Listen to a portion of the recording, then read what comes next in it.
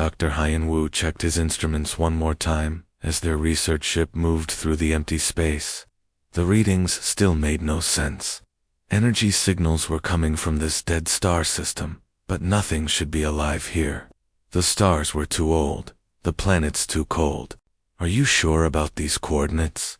asked Commander Mira, her crystal-like body glowing softly in the ship's dim light.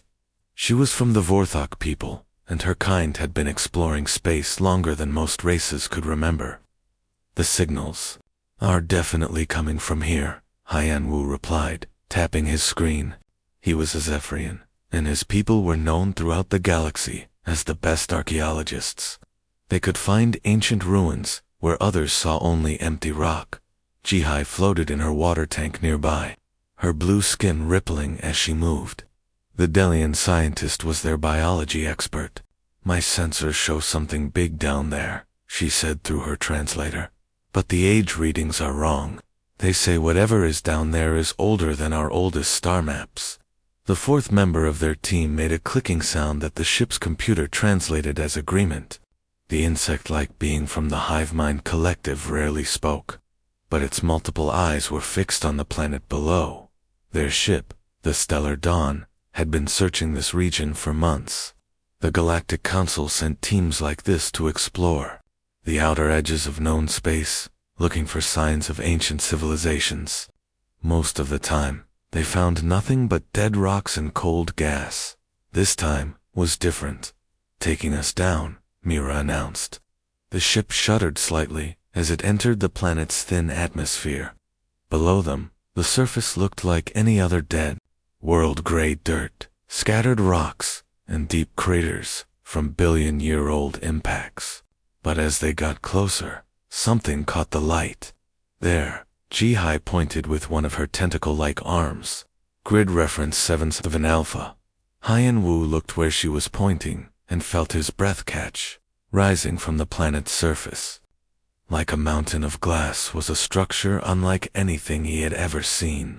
It was perfectly smooth, perfectly clear, and it hummed with energy that made his instruments go crazy. "That's impossible," he whispered. "Nothing that old should still have power."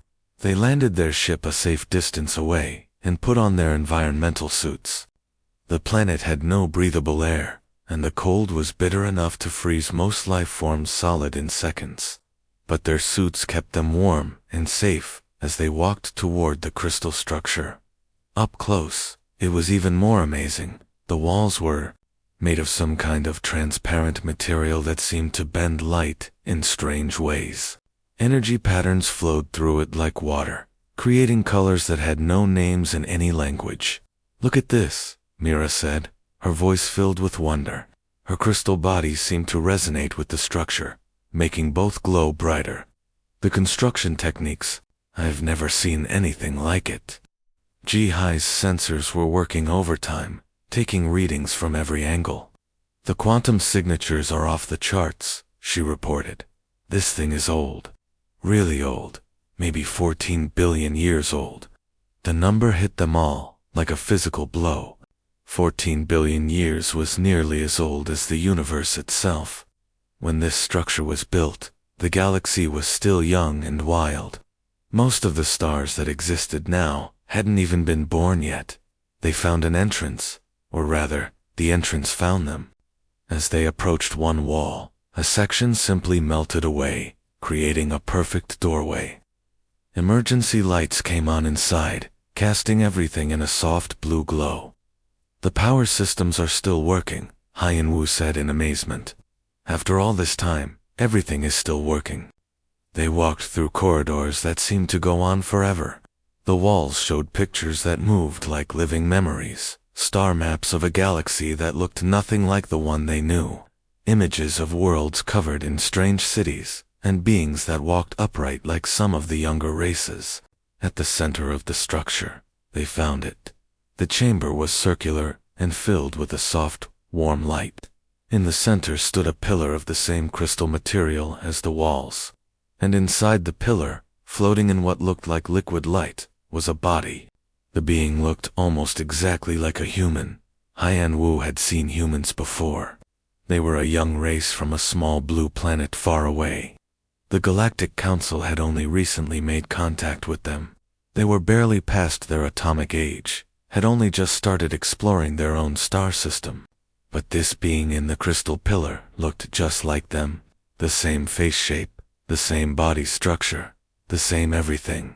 Except this being had been dead for longer than most stars had been alive. "This can't be right," Ji-Hai said, her voice shaking. "Humans are young. They're new. They just discovered fire a few thousand years ago. But the scanners didn't lie. The body was human, and it was impossibly ancient." As they stood there staring, more systems came online throughout the structure. Lights brightened, displays activated, and somewhere in the distance, they could hear the hum of machinery that had been sleeping for billions of years. They had found something that changed everything. They thought they knew about life in the galaxy, and it was just the beginning. 3 days had passed since they found the body, and Dr. Hyenwu still couldn't believe the test results. He ran the numbers again on his portable computer, hoping he had made a mistake somewhere, but the answer was always the same: 14.7 billion years. He said out loud for the 100th time.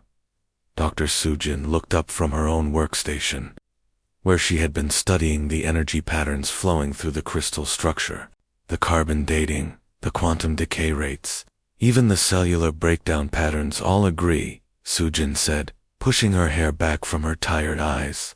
"This person died when the universe was barely 500 million years old."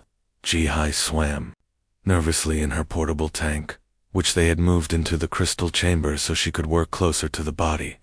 Her blue skin was pale with worry. "But humans are supposed to be young. The Galactic Council records show they only developed spaceflight 50 years ago. They haven't even left their home star system yet." The insect being from the Hive Mind Collective had been silent for days, but now it made a series of clicks that the translator turned into words. "The genetic patterns match perfectly. This is human DNA. Not similar. Identical." Commander Mira had spent most of her time scanning the body with every instrument they had. Her crystal form flickered with different colors as she processed the information. "Look at this," she said, pointing to a holographic display showing the inside of the ancient human's body.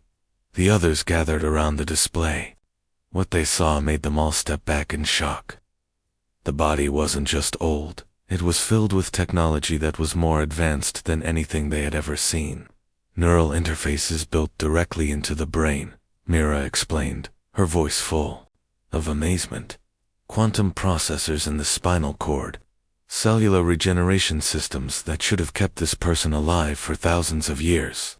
And look at this consciousness storage devices that we don't even understand. Sujin leaned closer to study the technology. "This is impossible. Even our most advanced civilizations can't build things like this. The quantum engineering alone is beyond anything in our databases." Hyenwu opened a secure communication channel to the Galactic Council. This discovery was too important to keep to themselves. Within hours, he was speaking directly to Council Leader Vexter, an ancient being whose people had been exploring space for millions of years. "You're telling me," Vexter's voice came through the communicator, "that you found a human body that's older than the Andromeda Galaxy?" "Yes, sir. The tests have been run dozens of times. The results are always the same." There was a long silence from the other end. Finally, Vexter spoke again. "This changes everything we know about galactic history. If humans are this old, if they had this kind of technology billions of years ago, then we need to completely rewrite our understanding of how life developed in the universe."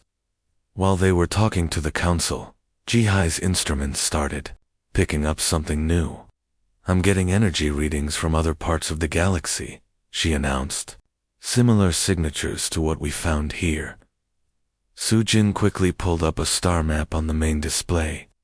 Red dots began appearing across the galaxy, dozens of them, then hundreds. Each dot represented a location where similar energy patterns were being detected. "They're everywhere," Sujin whispered. These sites are scattered across the entire galaxy. But the strangest news came from Earth itself. Dr. Soyoung, the human scientist who worked as a liaison with the Galactic Council, sent an urgent message. Her face appeared on their communication screen, and she looked frightened. "Something is happening here," she said. "Ever since you opened that chamber, our deep ground sensors have been going crazy. We're finding structures buried under every continent. Some of them are miles underground, but they're all showing the same energy signatures as your discovery." She held up a tablet, showing seismic readings from around Earth. "And there's something else. People are having dreams. The same dreams. They're seeing star maps, ancient cities, impossible journeys through space. It's happening to humans all over the planet." Hyan Wu felt a chill run down his spine. It's like the discovery triggered something. Like opening that chamber sent a signal. Back on Earth, Soyoung continued her report. "Our archaeologists are working around the clock. We found a site in what used to be called Antarctica. The structure there is identical to what you described, but it's been buried under ice for millions of years." The implications were staggering. If there were ancient human sites all over the galaxy, if Earth itself was full of technology that predated known civilization, then humans weren't the young race everyone thought they were. "There's more," Soyoung added, her voice barely above a whisper. "The dreams aren't random. People are remembering things. Star routes, planetary coordinates, technology blueprints. It's like their genetic memory is being activated." As the communication ended, the team stood in silence in the crystal chamber. The ancient human body floated peacefully in its preservation field, but now it seemed less like a corpse and more like a key that had unlocked something vast and ancient. "We're not looking at the past," Hyan Wu said finally. "We're looking at the foundation of everything we know. Humans didn't just recently join the galactic community. They built it. The universe had just become a much more mysterious place." Dr. Minho stepped off the emergency transport ship, still trying to understand why he had been pulled away from his studies so suddenly. The message from the Galactic Archeological Institute had been simple but urgent. "Ancient human remains discovered. Need human expert immediately." As a human working with alien archaeologists, Minho was used to being the odd one out. Most of his colleagues were from races that had been exploring space for millions of years. Humans were still considered the new kids in the galaxy, barely learning how to travel between stars. But nothing had prepared him for what he saw in the crystal chamber. "The genetic analysis is complete," Dr. Sujin told him as soon as he arrived. Her hands were shaking as she held up the test results. "This isn't just similar to human DNA, it's identical. Every marker, every sequence, everything matches perfectly with modern human genetics." Minho walked slowly toward the preservation chamber, where the ancient body floated.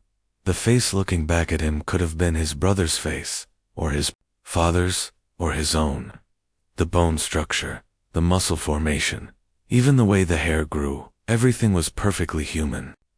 "How old did you say this was?" he asked, though he already knew the answer would be impossible. 14.7 billion years, Commander Hyan Wu replied. "This person died when the universe was still a baby." Minho put his hand against the crystal surface of the chamber. The material was warm to the touch, and he could feel a slight vibration, as if something deep inside was still alive and waiting. "Have you been in contact with Earth?" he asked.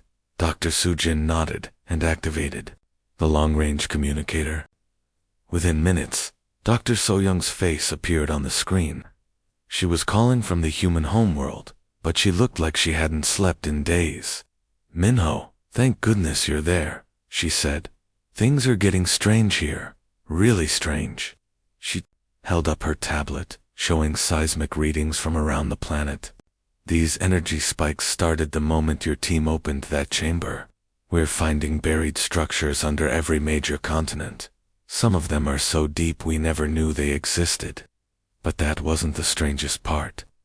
Soyoung's expression grew more worried as she continued. People are having shared dreams. Millions of them, all over the planet. They're all dreaming the same things. Star maps, ancient cities, technology we've never seen before. Minho felt a chill run through his body. What kind of dreams? Dreams of flying between the stars, when the galaxy was young. Dreams of building worlds and guiding the growth of life across the universe. Dreams of making a terrible sacrifice to save everything they had created. Ji-Hai floated closer in her water tank, her tentacles moving with nervous energy. We've been monitoring similar energy patterns across the galaxy. There are hundreds of sites, maybe thousands, all responding to what happened here. The insect being from the Hive Mind Collective made clicking sounds that translated as excitement. The quantum resonance patterns suggest these sites are all connected, like parts of a vast network. Back on Earth, So-Young was getting reports from research teams around the planet. We found something in the Antarctic site, she said. A chamber just like yours, but this one has multiple preservation units, and they're all human. She switched to a video feed from the Antarctic excavation. The camera showed a massive underground chamber filled with crystal pillars, each one containing a perfectly preserved human body. Some looked like ancient warriors, others like scientists or engineers. All of them had the same advanced technology integrated into their bodies that the first corpse had shown. The ice above this site is 3 million years old, So-Young continued, but the structure underneath is much, much older. Minho stared at the screen, trying to process what this meant. How many bodies are there? Hundreds in this site alone.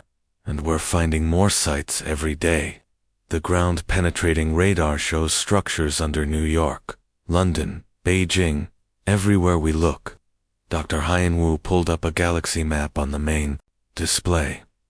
Red dots were appearing faster now, each one representing a newly discovered ancient human site. The pattern was becoming clear. These weren't random locations. They were strategically placed across the galaxy's habitable zones. It's like they were watching over everything, Sujin said quietly, guiding the development of life from hidden positions. The communication from Earth continued with more impossible news. The dreams are getting more detailed, So-Young reported. People are remembering specific technologies, star routes, even the locations of other hidden sites. It's like their genetic memory is being awakened. Minho looked around at his alien colleagues, beings whose civilizations had thought themselves ancient and wise. Now they were learning that humanity had been in the galaxy long before any of them had even evolved. The stable wormhole networks that allow faster-than-light travel, Minho said, the pieces starting to come together in his mind. The quantum fields that make interstellar communication possible. The unusually high number of planets that can support life. Commander Mira's crystal form pulsed with understanding. You think your ancestors built all of it? Not built, Minho corrected, still staring at the ancient human face in the preservation chamber. Prepared. They prepared the galaxy for life. To flourish, then stepped back and waited for the right time to return. The ancient human in the crystal chamber seemed to smile, as if approving of their discovery. After billions of years of waiting, humanity's children had finally found their way home. Dr. Minho stared at the neural interface headset in his hands. The ancient technology had been carefully removed from the preserved human's body, and now it hummed with energy that made his skin tingle. Are you sure about this? Dr. Sujin asked, checking the medical monitors one more time. We have no idea what this device might do to a living human brain. Minho nodded, though his hands were shaking. The quantum patterns only respond to human neural activity. None of you can interface with it. If we want to understand what happened here, this is the only way. Commander Haiyan-Wu stood nearby with Ji-Hai and the hive mind representative, all of them watching nervously as Minho placed the ancient device on his head. The moment it touched his skin, the entire crystal chamber lit up like a star. Neural connection established, Sujin reported, reading from her instruments. Brain activity is ... incredible. Minho, can you hear me? But Minho was no longer in the chamber. The interface had transported his consciousness somewhere else entirely, to a time when the universe was young and wild, when the stars burned, brighter and closer together. He was seeing through the eyes of the ancient human, whose body they had found. The being's name came to him, Jason, an explorer, an engineer from humanity's first great expansion into space. The visions flooded Minho's mind. He saw the early universe as it really was, not the cold, empty space they knew today, but a vibrant place where travel between stars was possible without advanced technology. The cosmic web was dense with matter and energy, creating natural pathways between worlds. What are you seeing? Sujin's voice seemed to come from very far away. The beginning, Minho whispered, his voice strange and distant. When humans first left Earth, not the Earth we know now, an older Earth, in a different galaxy, billions of years ago. The memories continued to flow. He saw vast human cities built inside hollow asteroids, floating between the stars. He watched as human engineers learned to shape matter at the quantum level, creating the stable wormhole networks that would later allow other species to travel across the galaxy. But humans weren't alone in this early universe. There were other ancient races, beings of pure energy and crystalline thought. Some were friends, sharing knowledge and wisdom. Others were enemies, seeking to destroy everything humans had built. There was a war, Minho said, his body trembling, as the memories became more intense. A war that lasted millions of years, not just between species, but between different realities. The universe itself was breaking apart. Through Jae-sung's memories, Minho experienced the final battle. The enemy had found a way to collapse entire galactic clusters, causing stars to die and whole civilizations to vanish into nothingness. The ancient humans realized they couldn't win through fighting alone. They made a choice, Minho continued, tears streaming down his face. The hardest choice anyone could make. They sacrificed everything to save the future. The vision showed him the great human civilization's final act. Using technology that bent time and space itself, they scattered their genetic material across millions of worlds throughout the galaxy. Then they retreated into temporal stasis chambers, hidden away on dead worlds where no one would think to look. But they didn't just hide themselves. They reshaped the entire galaxy to ensure life would have a chance to grow. They stabilized star systems, created the quantum fields that would later enable faster-than-light travel, and even guided the evolution of entire species. The wormhole networks, Minho gasped as the revelation hit him. The planets that can support life. The quantum communication systems, even the basic physics that allow space travel, they engineered all of it. Commander Hyen-Woo leaned closer. You're saying your ancestors built the foundation of our entire galactic civilization? More than that, Minho replied, the ancient memories still flowing through his mind. They didn't just build the foundation, they became it.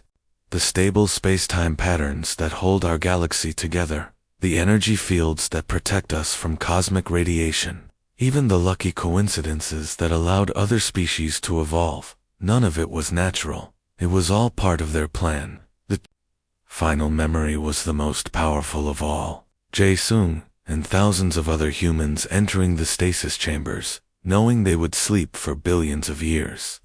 They had programmed their technology to wait for a specific moment when their descendants on the seeded worlds would be ready to reclaim their heritage. The discovery of this chamber wasn't an accident, Minho realized. The energy signatures, the way we found this place, we were meant to find it. The ancient systems have been waiting for modern humans to reach this level of development. As the interface powered down, Minho collapsed into a chair, exhausted but amazed. The other team members gathered around him, waiting for him to explain what he had learned.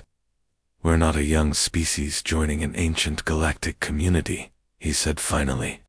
We're the species that created the community in the first place. Every civilization in the galaxy exists because our ancestors sacrificed everything to make it possible. The crystal chamber pulsed with gentle light, as if approving of their understanding.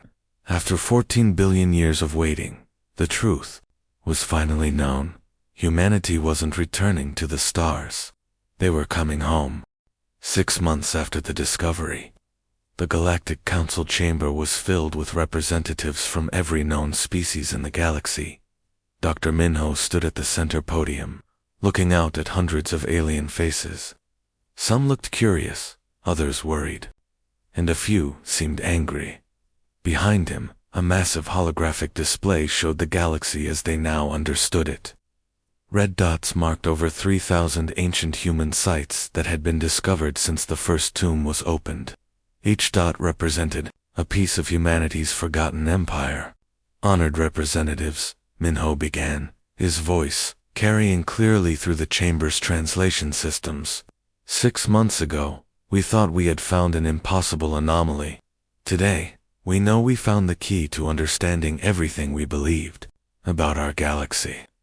Commander Haiyan Wu, now wearing the uniform of the newly created Ancient Human Studies Division, stepped forward to operate the display. The hologram zoomed in to show specific star systems, each one marked with human engineering signatures. Every stable wormhole junction that allows us to travel between stars. Haiyan Wu explained, every quantum communication relay that lets us talk across vast distances. Every star system with planets that can support life. All of it bears the mark of prehistoric human technology. A representative from the Crystalline Coalition raised one of her glowing appendages. You're asking us to believe that humans, a species that only discovered fire 10,000 years ago, actually created the infrastructure our entire civilization depends on. Dr. So Young, who had traveled from Earth to serve as humanity's official representative, stood up from her seat in the front row. We're not asking you to believe anything. We're showing you the evidence. The display changed to show recordings from excavation sites across the galaxy. Ancient human technology was being found everywhere on dead worlds, hidden in asteroid fields, even built into the structure of space stations that other species had been using for millions of years without knowing their true origin, the Delian.